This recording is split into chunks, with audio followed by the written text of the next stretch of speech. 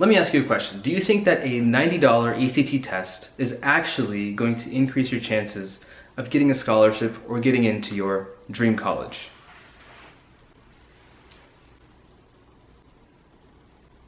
No, I'm actually asking.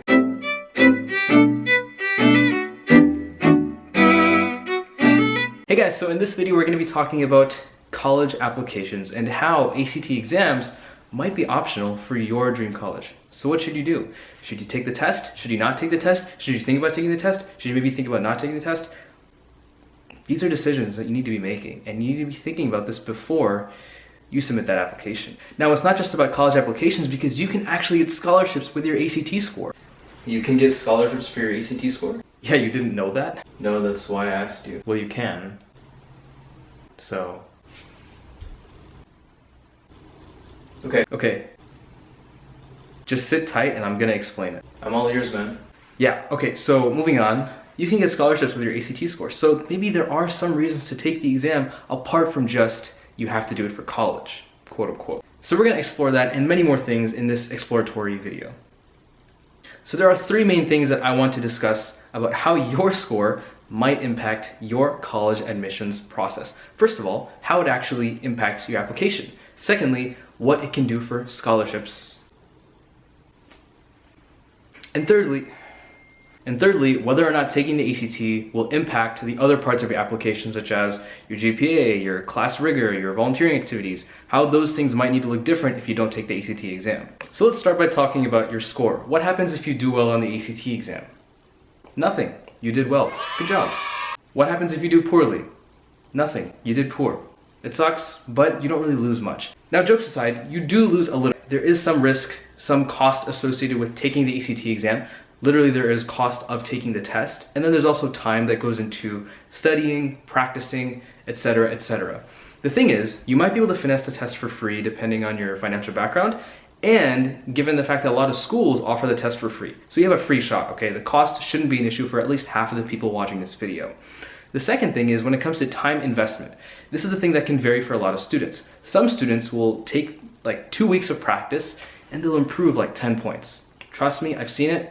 It's kind of crazy, but it can happen. There's nothing to lose when you just take a practice exam and see what happens. Give it a go. The second thing is scholarships. So like I just told the 5 years ago version of myself, there are clearly scholarships that you can get for taking the ACT exam, such as what the University of Alabama gives to their students. Look at what I'm showing you right now. You can get $20,000, $30,000 just because of your ACT score. It's kind of crazy how much money they give up, but all you have to do in order to get these scholarships is have a decent GPA and have a decent score, okay? And that just is an investment of time and probably, again, like I said, money. But the money thing, when you consider the benefit of getting $30,000 a year for 4 years, or even getting $10,000 a year for 4 years, the money can become worth it. The amount of time that you spent and the amount of money that you're getting out of that time, the hourly rate, if you look at it, is much better than a job, right? That you might be working in high school. So if you think about it, the money will work itself out. What you need to do is look at the colleges that you're applying for, look at the scholarships that they offer. Some colleges are very good with scholarships. They give out a lot, especially if they're private schools. So look into it and see what happens. And again, if you take the exam solely for the purpose of scholarships, you don't really have much to lose when it comes to the scholarships themselves. Like, they're not gonna give you less because you scored lower. They're just gonna not give you anything. Simple as that. The third thing, and this might be the most important thing, is that the other factors of your application, such as your GPA, your class difficulty, your leadership experience, your awards, all of those other aspects of your application, especially your essays, they all become 2 times as more important because you don't have an ACT score. If you feel like those aspects of your application are very strong and that your ACT exam might bring it down, then yes, going the test optional route of not submitting the ACT exam in your application might be a good move.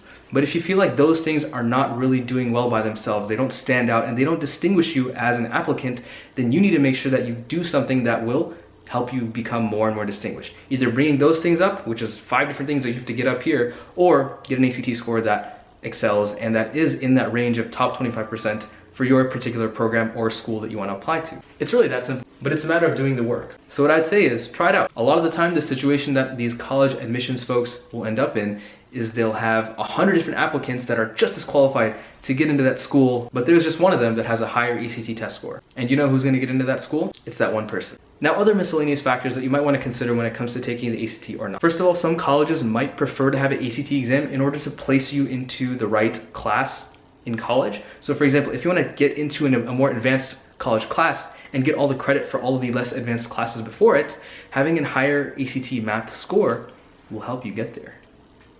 The second thing to keep in mind, like I said before, a lot of schools will give you the opportunity to take the exam for free. So try it, see what happens, you have nothing to lose. And the third thing, if you really want to see if colleges are doing you dirty, if you don't take the ACT exam, then just ask them what their acceptance rate for people who submitted the test is versus the acceptance rate of people who didn't submit the test, and see what they tell you. Now, regardless of whether you plan on taking the ACT or not, the last thing I'm going to give you is an opportunity to talk to a college admissions mentor for free, 100% free.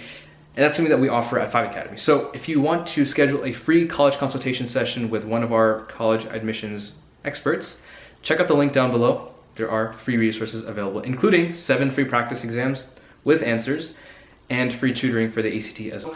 Be sure to check that out. I hope this video was helpful. And if you have any questions about applying to college, whether or not you should take the exam, maybe you want to describe your own situation and talk to someone about it, the comments are down below, and you can also schedule that one-on-one session, like I said, with one of our admissions experts.